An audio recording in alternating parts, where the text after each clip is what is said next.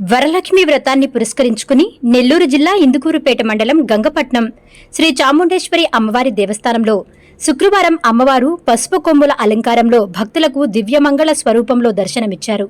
ఈ సందర్భంగా ఆలయంలో ప్రత్యేక పూజలు, అభిషేకాలు ఘనంగా నిర్వహించగా విశేష అలంకరణ సేవకు రాముడుపాలెం గ్రామానికి చెందిన తోటపల్లి శేషమ్మ వంశీధర్, లహరి దంపతులు, వారి కుమారులు ప్రణవసాయి, అనిక, బంధుమిత్రులు ఆలమూరు కోదండరామనాయుడు, రమాదేవి, ఆరూరు రాజానాయుడు, సుప్రజ ఉభయకర్తలుగా వ్యవహరించారు.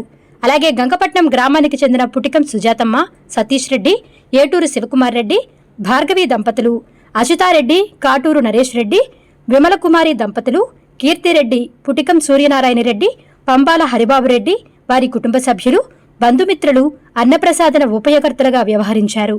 రాత్రికి అమ్మవారి పల్లకి సేవా మహోత్సవాన్ని అత్యంత వైభవంగా నిర్వహించనున్నారు. అమ్మవారి దర్శనార్థం వచ్చే భక్తులకు ఆలయ కమిటీ వారు అన్ని సౌకర్యాలు కల్పించగా ఈ కార్యక్రమంలో దేవస్థానం ఈవో తాతా Srinivasarao, chairman Gundala Krishna Reddy, trust board సభ్యులు పాల్గొన్నారు.